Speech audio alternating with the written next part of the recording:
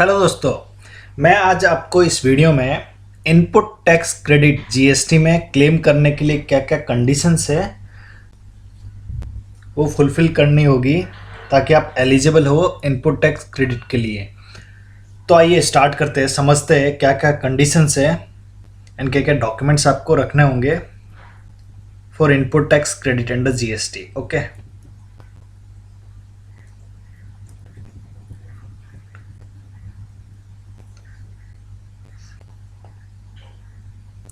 सबसे पहले है eligibility for taking ITC section 16 subsection 1 of CGST act 2017। CGST act 2017 के प्रोविजन समझेंगे हम, जिसमें पहली कंडीशन है कि आपको रजिस्टर्ड होना है अंडर जीएसटी, तभी आप एलिजिबल होंगे for input tax credit. Simple सी बात है ये तो। नेक्स्ट है गुड्स और services to be used for business purpose. जो आप परचेज करेंगे या फिर सर्विस लेंगे, इनपुट सर्विसेज, वो आपके बिजनेस में यूज होने चाहिए, ठीक है, तभी आप उसके लिए एलिजिबल है फॉर आईटीसी। नेक्स्ट है सेक्शन 16 सबसेक्शन 2, जिसमें conditions for taking input tax credit हैं। वो समझते हैं कि क्या क्या कंडीशंस है जो आपको फुलफिल करनी है आईटीसी लेने के लिए, ठीक है, तभी आप आईटीसी क्लेम कर पाएंगे। तो वो कंडीशंस को समझते हैं। फर्स्ट है position of tax paying documents. सबसे इंपॉर्टेंट, आपके पास पहले तो बिल होना चाहिए। उसके अगर बिल नहीं है तो आप क्रेडिट क्लेम नहीं कर सकते।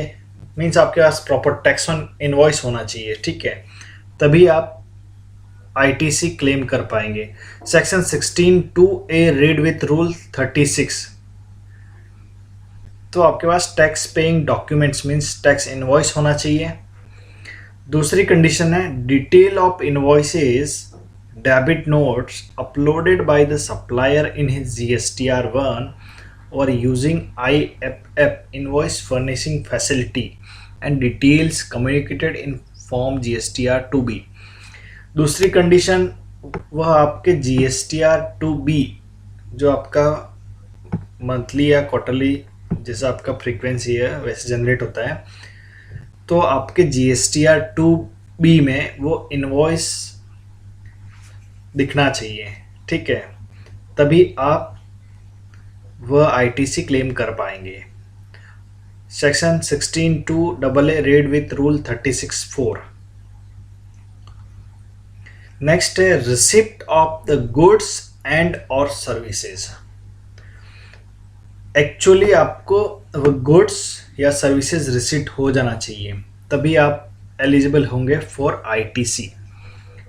नेक्स्ट है detail of ITC in respect of the said supply communicated to the registered person under section 38 not restricted. वह रेस्ट्रिक्टेड नहीं होना चाहिए एज पर सेक्शन 16(2)(BA) के हिसाब से, ठीक है। नेक्स्ट है tax leviable on supply actually paid to government. जो इनवॉइस GSTR2B में आपका दिख रहा है जिस पे आप आईटीसी क्लेम करना चाहते हैं, वो इंश्योर करना होगा कि गवर्नमेंट को उस अमाउंट जो जीएसटी आईटीसी आप क्लेम करने वाले हैं वह गवर्नमेंट को पे हो चुका होना चाहिए, ठीक है, मतलब एक्चुअली गवर्नमेंट के पॉकेट में जाना चाहिए वो, तभी आप एलिजिबल होंगे फॉर आईटीसी। फिर फाइलिंग ऑफ रिटर्न, सामने वाला पर्सन ने रिटर्न फाइल कर देना चाहिए, ठीक है।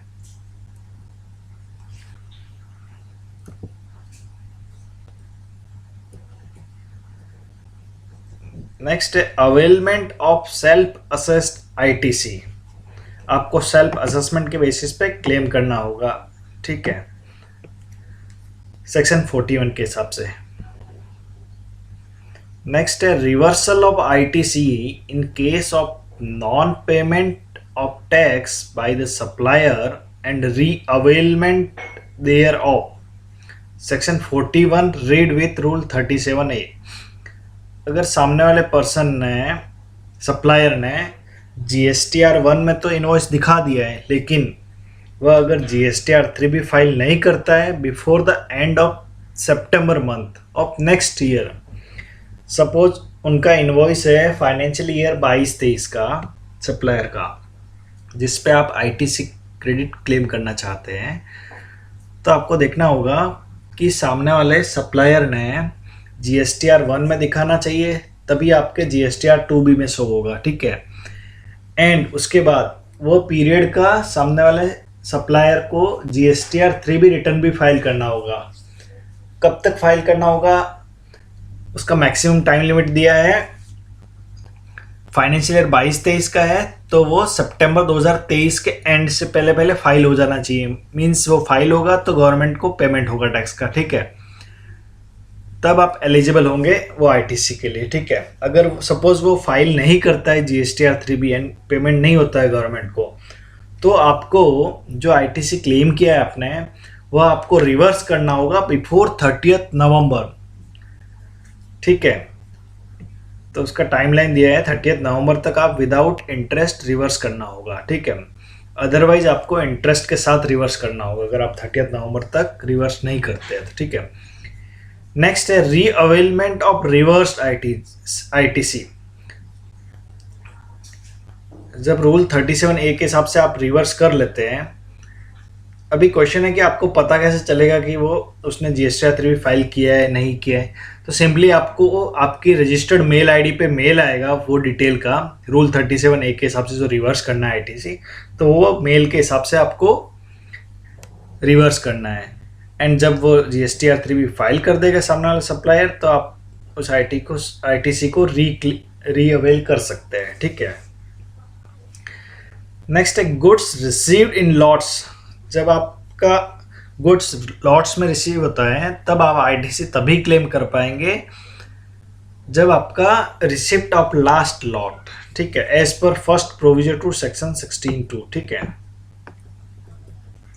नेक्स्ट है payment for the invoice to be made with in 180 days. आपको पेमेंट विद इन 180 डेज कर देना है जो भी आप परचेज ऑफ गुड्स या सर्विसेज कर रहे हैं, ठीक है।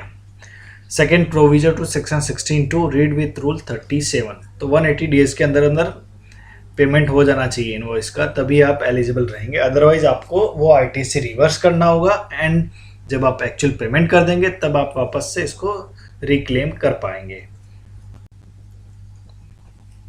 नेक्स्ट है अगर आपने डेप्रिसिएशन क्लेम किया है ITC कंपोनेंट पे, सपोज आपको ये असेट्स परचेज कर रहे हैं एंड आप उसको फुल्ली कैपिटलाइज कर लेते हैं। Fully means taxable amount plus GST total amount को आप कैपिटलाइज कर लेते हैं एंड उस पर डेप्रिसिएशन क्लेम करते हैं, तब आप उस इनवॉइस पे ITC क्लेम नहीं कर पाएंगे एज पर सेक्शन 16(3).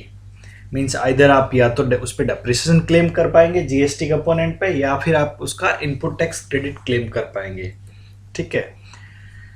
फिर time limit for availing ITC आप कब तक क्लेम कर सकते हैं, 30 November of succeeding financial year और the date of filing of relevant annual return which ever is earlier. Suppose आप फाइनेंशियल ईयर 22-23 का ITC है, वह आप कब तक क्लेम कर पाएंगे, 30 नवंबर 2023 तक, या फिर आप date of filing of annual return for financial year 22-23, दोनों में से जो भी पहले होगा, विच एवर इज अर्लियर, उस टाइम तक आप ITC क्लेम कर सकते हैं। Restriction on ITC in proportion of taxable supplies business purpose. कुछ ITC ऐसा होता है जो आप taxable and non taxable supplies के लिए यूज करते हैं, कुछ ITC बिजनेस पर्पस के लिए, कुछ नॉन बिजनेस पर्पस के लिए भी यूज करते हैं। तो वो प्रोपोर्शन में ही जो आप टैक्सेबल सप्लाईज के लिए यूज कर रहे हैं उतना ही ITC आपको मिलेगा, जितना आप बिजनेस पर्पस के लिए यूज कर रहे हैं उतना ही ITC मिलेगा as per subsection 1 and 2 of section 17, ठीक है। नेक्स्ट है ITC not allowed on certain supplies, section 17 subsection 5 that is block credit. हम इस पे एक सेपरेट वीडियो बनाएंगे जिसमें ये सेक्शन 17 सबसेक्शन 5 को डिटेल में समझेंगे,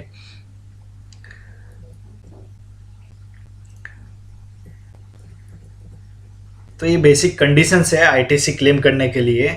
आपके पास डॉक्यूमेंट होना चाहिए, टैक्स इनवॉइस, डेबिट नोट, जिसके बेसिस पे आप आईटीसी क्लेम करेंगे। फिर सामने वाले पर्सन ने उसके जीएसटीआर 1 में शो किया है एंड वो आपके जीएसटीआर 2 भी में दिखना चाहिए। नेक्स्ट है आपको एक्चुअली गुड्स और सर्विसेज रिसीट हो जाना चाहिए। फिर ये रेस्ट्रिक्टेड आईटीसी नहीं होना चाहिए। फिर टैक्स जो बनता है वो गवर्नमेंट को पे हो जाना चाहिए। फिर रिटर्न फाइल होना चाहिए आपका जीएसटीआर 3B में, ठीक है। फिर अब availment of self assessed ITC. फिर रिवर्सल, अगर आप पेमेंट अगर गवर्नमेंट को पेमेंट नहीं जाता है, मीन्स सामने वाला सप्लायर जीएसटीआर 3B फाइल नहीं करता है, तो आपको मेल आएगा। वो मेल के बेसिस पे रूल 37A के हिसाब से आपको आईटीसी रिवर्स करना है। जब वह एक्चुअल पेमेंट कर देगा एंड जीएसटीआर 3B फाइल कर देगा वो पीरियड का, तो आप वापस से री अवेल कर सकते हो आईटीसी को।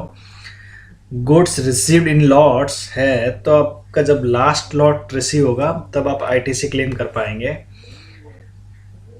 इनवॉइस जिस पे आप आईटीसी क्लेम कर रहे हैं उसका पेमेंट विद इन 180 डेज होना चाहिए, अदरवाइज आपको वो आईटीसी रिवर्स करना होगा एंड जब आप एक्चुअल पेमेंट कर देंगे तो आईटीसी आप वापस से रिक्लेम कर पाएंगे। डेप्रिसिएशन अगर क्लेम किया है टैक्स कंपोनेंट जीएसटी कंपोनेंट पे, तो उसका आप आईटीसी नहीं क्लेम कर पाएंगे। फिर टाइम लिमिट है। फिर रेस्ट्रिक्शन और आईटीसी इन प्रोपोर्शन, जितना आपने टैक्सेबल सप्लाईज के लिए यूज़ किया है गुड्स और सर्विसेज उतना आपको आईटीसी अलाउड होगा एंड जितना आपने बिजनेस पर्पस के लिए यूज़ किया उतना अलाउड होगा। बाकी नॉन टैक्सेबल के लिए यूज़ किया है आईटीसी वो अलाउड नहीं होगा एंड नॉन बिजनेस पर्पस के लिए यूज़ किया है तो वह भी अलाउड नहीं होगा as per section 17 sub section 1 and 2। ITC not allowed on certain supplies section 17 sub section 5 that is block credit. इसको सेपरेट वीडियो में समझेंगे। तो आई होप ये इंफॉर्मेशन आपके लिए यूजफुल हो। अगर आईटीसी से रिलेटेड कुछ भी क्वेश्चन है आप कमेंट करके पूछ सकते हैं।